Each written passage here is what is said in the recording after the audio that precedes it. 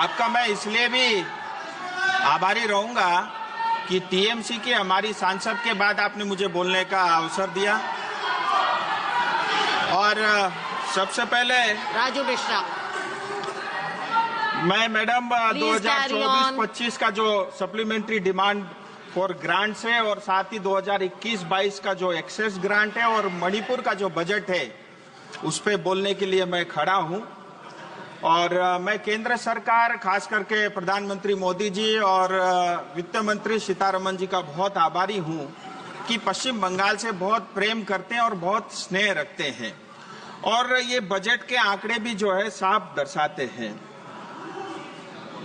आप देखिए मैडम, 2010-11 में जो टैक्स का डिवोल्यूशन का जो अमाउंट जाता था पश्चिम बंगाल को, वो 15,954 करोड़ मात्र होता था, जो 2023-24 में बढ़ के 85,000 करोड़ हुआ, 2024-25 में 96,000 करोड़ हुआ और 2025-26 के बजट में 1,07,000 करोड़ रुपए का जो है प्रावधान किया गया है, यानी करीब करीब 291% का इंक्रीज है।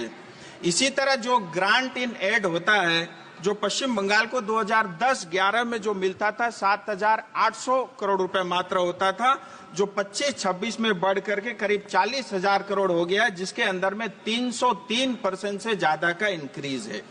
मैं आभारी हूं केंद्र सरकार का, लेकिन मुझे ये बताते हुए तकलीफ भी है कि जो केंद्र सरकार पैसा जो है पश्चिम बंगाल की 10 करोड़ जनता को भेजती है, वो पैसा जनता तक नहीं पहुंचता, क्योंकि हमको जो मुख्यमंत्री मिली है वो एक जादूगर है और जादूगर मुख्यमंत्री पश्चिम बंगाल को मिला है। इसकी वजह से ये लाखों करोड़ रुपया जो है जनता तक नहीं पहुंचता। ये मैं आपके माध्यम से जो है सदन के पटल पे रखना चाहता हूं। और ये हमारे जो जादूगर मुख्यमंत्री है, कहां हमारे पैसे जो है दबाए जाते, खाए जाते, वो मैं आपको बताना चाहूंगा। मैडम, ये लोग श्रमिक यानी गरीब टी गार्डन वर्करों का जमीन खा गए।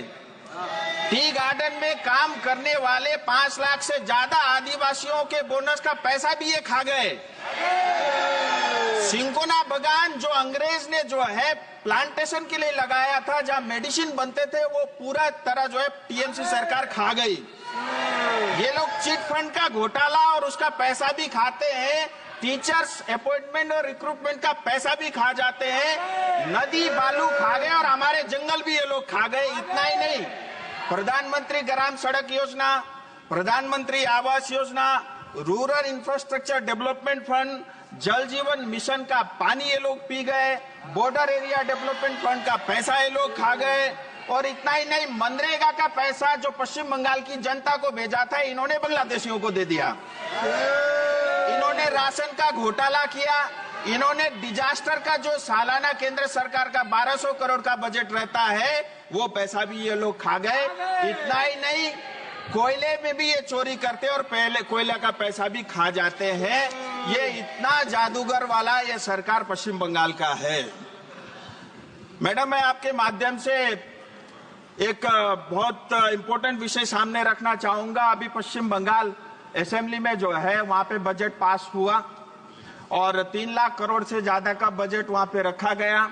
लेकिन उसी बजट में एक घोषणा हुई टी गार्डन को लेकर के कि जो टी गार्डन की जो वर्करों की जमीन है, उसको 30% जमीन जो है नॉन टी पर्पस के लिए और टी टूरिज्म के लिए डाइवर्ट करने का प्रावधान रखा ममता दीदी की सरकार ने। मैं इसका पूरी तरह विरोध करता हूं और तमाम दार्जिलिंग तराई डूवर्स की जनता इसका विरोध करती है। और इसके कारण जो हमारे मूल आदिवासी, मूल निवासी है, जहां गोरखा, राजवंशी, आदिवासी, टोटो, मेचे, राबा, बंगलाभाषी, हिंदी भाषी जो मूल निवासी है, उनके ऊपर सीधा सीधा जो आघात है। और इतना ही नहीं, भारत का जो संविधान के जो आर्टिकल है, आर्टिकल 21 का भी जो है ये उल्लंघन करती है। आर्टिकल 39 में जो बी और सी का सेक्शन है, उसका भी उल्लंघन करता है। इतना ही नहीं, पश्चिम बंगाल सरकार की खुद का जो लैंड रिफॉर्म एक्ट है 1955, उसका ये उल्लंघन करती है। इतना ही नहीं, पश्चिम बंगाल स्टेट एक्विजिशन एक्ट 1953, इसका भी ये वायलेशन करती है। और टी एक्ट 1953 के अंतर्गत भी जो है कभी भी जो है टी बोर्ड से और उस मिनिस्ट्री से बगैर परमिशन के आप जो है लेन को डाइवर्ट नहीं कर सकते, उसका भी ये उल्लंघन करते हैं। और मैं आपको और बताना चाहता हूं, इस जमीन की असली मालिक जो है हमारे श्रमिक माता पिता और भाई बहन है। मैं आपको इतिहास में लेके जाना चाहूंगा। दार्जिलिंग तराई डूवर्स का क्षेत्र जो है 1861 से लेकर के 1870 तक ये रेगुलेटेड एरिया होता था। 1870 से लेकर 74 तक ये नॉन रेगुलेटेड एरिया होता था।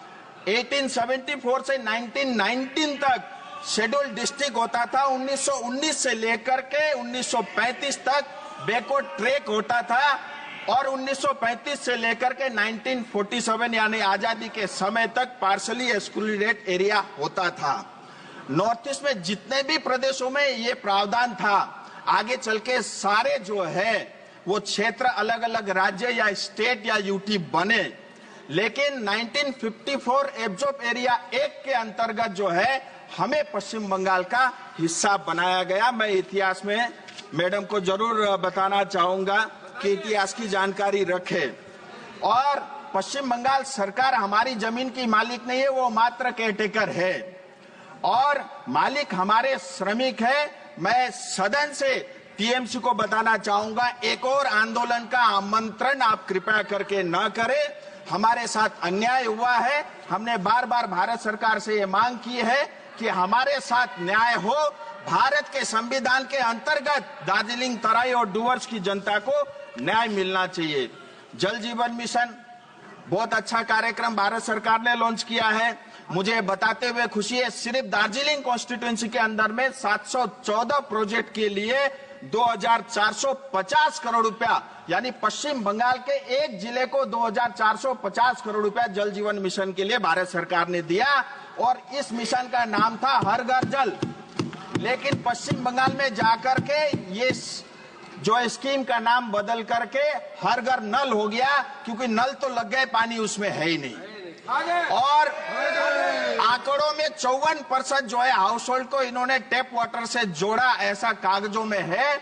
लेकिन 20% भी काम नहीं हुआ है। सारा जल का पानी भी टीएमसी सरकार खा गई। हाल ही में केंद्र सरकार ने थर्ड पार्टी इंस्पेक्शन के थ्रू ऑडिट किया था।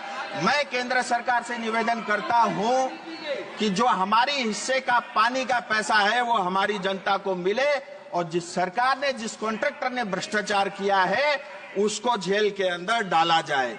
अमृत 2 यानी अमृत 1 के बाद अमृत 2 स्कीम के अंतर्गत जो शहरी क्षेत्र है या म्युनिसिपैलिटी एरिया है, दार्जिलिंग, कालिम्पोंग, करसंग, मिरिक और सिलीगुड़ी म्युनिसिपैलिटी और कॉरपोरेशन को जो है भारत सरकार की तरफ से 2000 करोड़ रुपए से ज्यादा का पैसा मिला। और अभी इसमें टेंडर हुआ नहीं है, प्रक्रिया में है। लेकिन ये मुझे बताते हुए बहुत कष्ट है कि टेंडर होने से पहले ही 10% कमीशन में टीएमसी सरकार ये टेंडर बेच चुकी है। फिर मैं आता हूं, डिजास्टर का पैसा जो है हर साल 1200 करोड़ रुपए केंद्र सरकार देती है पश्चिम बंगाल को।